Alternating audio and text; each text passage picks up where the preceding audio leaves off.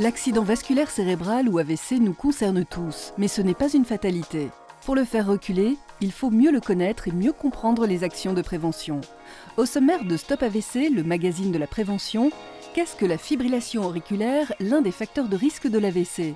Quels sont les signes d'alerte sous anticoagulants et la conduite à tenir? Tout de suite, question d'AVC.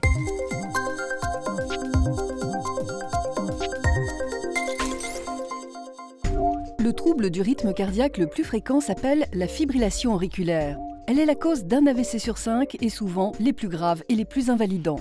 Connaissez-vous la fibrillation auriculaire? Non, je connais pas c'est quoi le nom? Désolé. Alors j'ai déjà entendu ce terme médical, mais je ne saurais pas le définir. On est dans la fibrillation auriculaire. Je pense que c'est une maladie très sérieuse du cœur. Non, je ne connais pas la fibrillation auriculaire. Docteur Olivier Hoffmann, vous êtes cardiologue. Il semblerait que les Français ne connaissent pas très bien la fibrillation auriculaire. Comment la définit-on concrètement? La fibrillation auriculaire est un trouble du rythme très fréquent du cœur, caractérisé par un battement très rapide et irrégulier du cœur et plus précisément des oreillettes. Les oreillettes fibrillent, d'où la fibrillation auriculaire. Parfois, vous ne sentez rien. Parfois, vous pouvez ressentir des palpitations ou des douleurs dans la poitrine, un essoufflement à l'effort ou être victime de malaise. On estime à 1 million de personnes en France qui sont atteintes de fibrillation auriculaire. C'est beaucoup. Pour la détecter, vous pouvez prendre votre pouls, mais c'est votre médecin qui pourra la diagnostiquer avec un électrocardiogramme. Le risque le plus grave avec la fibrillation auriculaire, c'est l'AVC. La circulation du sang pendant la fibrillation auriculaire favorise la stagnation et la formation de caillots dans le cœur qui peuvent passer dans la circulation sanguine et vont vers le cerveau, boucher une artère, c'est l'AVC. Le médecin essaiera de rétablir le rythme cardiaque, soit avec un traitement, soit par un choc électrique. Il prescrira également un traitement anticoagulant pour réduire le risque de formation des caillots dans le cœur qui peuvent causer un AVC.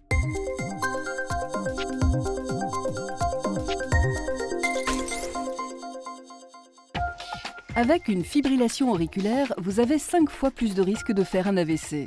C'est pour cela que le médecin prescrit un traitement anticoagulant. Mais il existe des effets secondaires.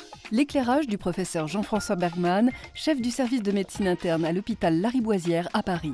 Donc quand on donne un anticoagulant, on veut que le sang ne fasse pas de caillots, et donc on le rend plus fluide, et dès lors qu'il est plus fluide, il risque de saigner. Quand il s'agit de petits saignements, par exemple les dents, les gencives qui saigneraient quand on se lave les dents ou une coupure, il suffit d'appuyer et puis ça va s'arrêter tout seul. Si les saignements persistent, ou s'ils sont très intenses, ou s'ils entraînent à fatigue, pâleur, essoufflement, il faut consulter votre médecin qui va à ce moment-là vous examiner et faire peut-être une prise de sang pour voir si vous avez effectivement une anémie par saignement.